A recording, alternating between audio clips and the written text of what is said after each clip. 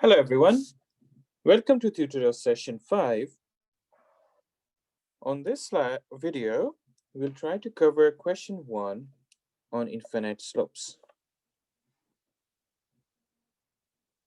As you can see,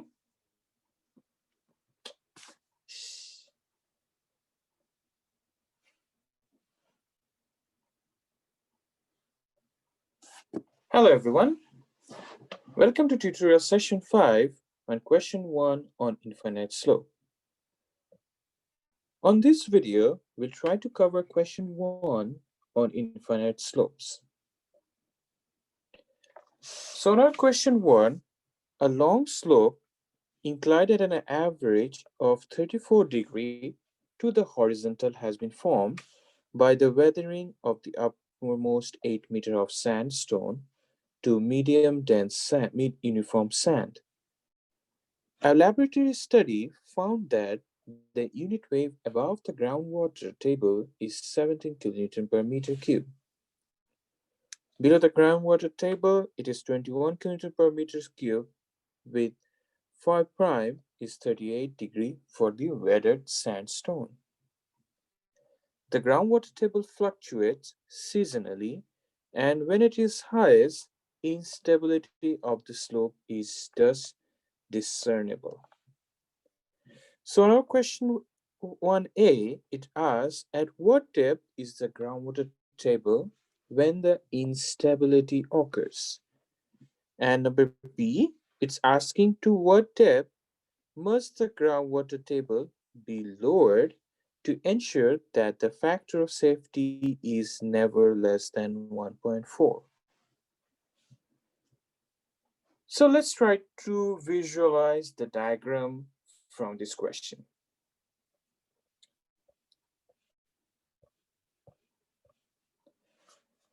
So as you can see, this is a representative diagram where the beta angle is given on a question is it is equals to 34 degrees.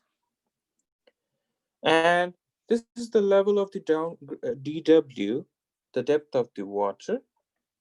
And here it says that uppermost 8 meters of sandstone has been weathered.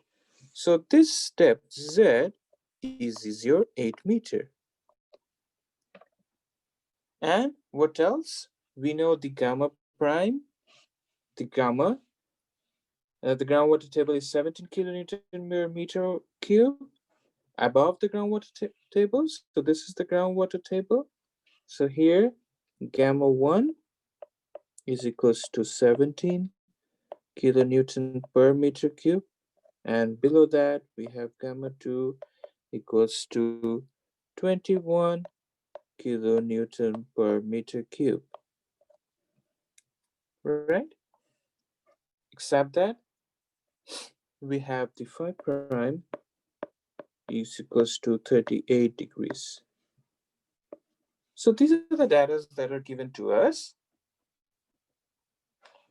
So knowing Z equals to 8 meters, beta equals to 34 degrees,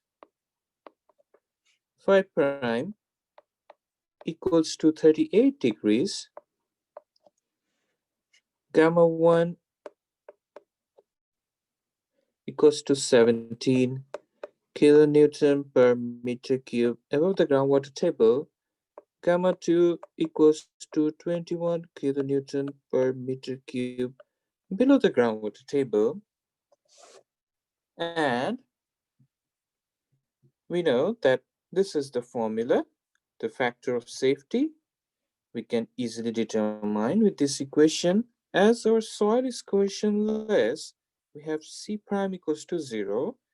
This equation reduces down to factor of safety equals to 1 minus this whole term. Now for our A, we are said that what depth the groundwater table is when the instability occurs. So we have to determine this dW. So for A, as our slope will when the instability is occurring, so for that condition, our factor of safety is equals to 1, right? So if we use this equation 1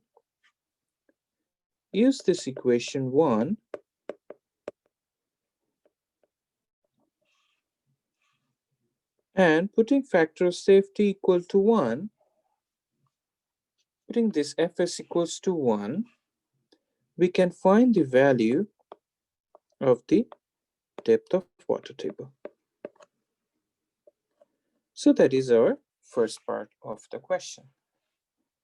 On the second part, it's saying, to what depth must the groundwater table be lowered to ensure the factor of safety is never less than 1.4?